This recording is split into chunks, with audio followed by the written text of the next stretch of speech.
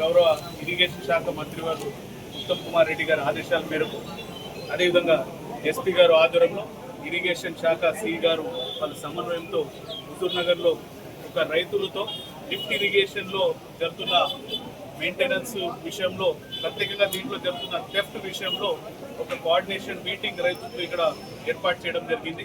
ప్రత్యేకంగా జరుగుతున్న cases theft జరిగిన తర్వాత రిపోర్ట్ వచ్చిన తర్వాత క్రిమినల్ కేసెస్ ఫైల్ చేసి వాటికి ఐడెంటిఫై చేసి ఎవరైతే థెఫ్ట్ చేస్తున్నారో, దొంగతనాలు చేస్తున్నారో వాళ్ళకి పట్టించి అదేవిధంగా పట్టుకొని వాళ్ళ మీద క్రిమినల్ యాక్షన్ తీసుకోవడానికి ఎస్పీ గారు చర్యలు తీసుకుంటున్నారు. కానీ ఒక విషయం మనం గమనించాలి, ఒక దొంగతనం జరిగిన తర్వాత తప్పు చేసిన వాళ్ళకి శిక్షించే పని పోలీసు చేస్తూ ఉన్నారు. కానీ ఆ దొంగతనం వల్ల ఆ లిఫ్ట్ ప్రత్యేకంగా అవసరం ఉన్న రైతులకి నీళ్లు అందలేకపోతున్నారు.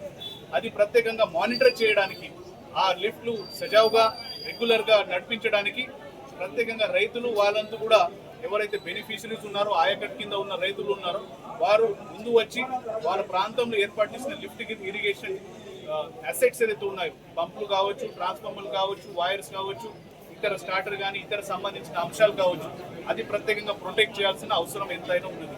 వారికి ఈరోజు పిలిపించి ఈ అంశం మీద అన్ని శాఖల్లో, జిల్లా ఎస్పీ గారు ఆధ్వర్యంలో కావచ్చు, పోలీస్ శాఖ నుంచి సిఈ గారు, ఇరిగేషన్ గారు వాళ్ళ తరఫున కావచ్చు, ఎలక్ట్రిసిటీ డిపార్ట్మెంట్ తరఫున కావచ్చు, మా తరఫున కావచ్చు, వారికి అందరికీ అవగాహన కల్పించడం జరిగింది.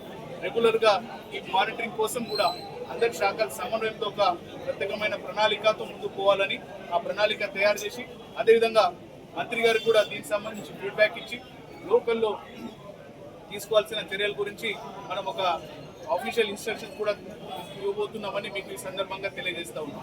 వాల్యుయబుల్ లిఫ్ట్ దగ్గర ఎస్పీ గారు సీసీ కెమెరాలు పెట్టడం కానీ, వాళ్ళ తరఫున రొటీన్ ఇన్స్పెక్షన్స్ అంటే వాళ్ళకి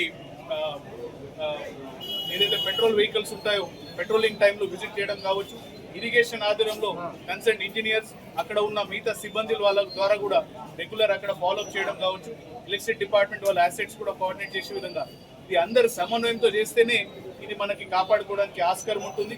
లక్షల కోట్ల రూపాయలు మనం ఖర్చు పెట్టి దీంతో రైతులు మేలు జరగాలనే ఆలోచనతో ఏర్పాటు చేసిన లిఫ్ట్లు కాపాడుకునే బాధ్యత అందరి మీద ఉన్నది.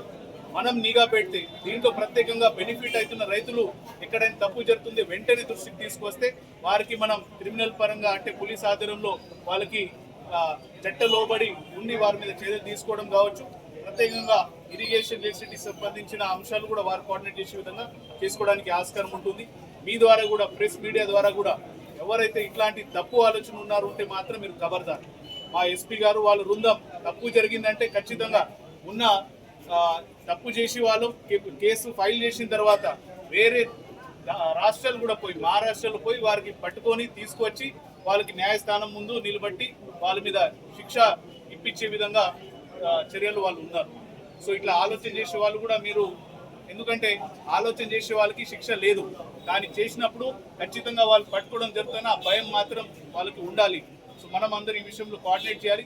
మేము మీకు చూస్తున్నాము, మీరు తప్పు చేస్తే పోలీస్ నుంచి వారు ఖచ్చితంగా ఐడెంటిఫై చేసి మీద చర్యలు తీసుకోరని మీ ద్వారా వాళ్ళకి స్పష్టంగా తెలియజేస్తూ ఉన్నాము. ఖచ్చితంగా ఈ విషయంలో అందరూ పాజిటివ్గా స్పందిస్తున్నారు. రైతులు కూడా ఈ విషయంలో ప్రత్యేకంగా సహకరించి ముందు వస్తున్నారు. వారికి కూడా ఈ సందర్భంగా ధన్యవాదాలు తెలియజేస్తూ ఉన్నాం. ఇట్లాంటి ప్రాబ్లమ్స్ వస్తే ఇరిగేషన్ శాఖ అధికారులు కావచ్చు, పోలీస్ శాఖ అధికారులు కావచ్చు, రెవెన్యూ శాఖ అధికారులు కావచ్చు, వ్యవసాయ శాఖ అధికారులు కావచ్చు, వాళ్ళు కోఆర్డినేట్ చేయాలని మీకు ప్రత్యేకంగా కోరుతా ఉన్నాం.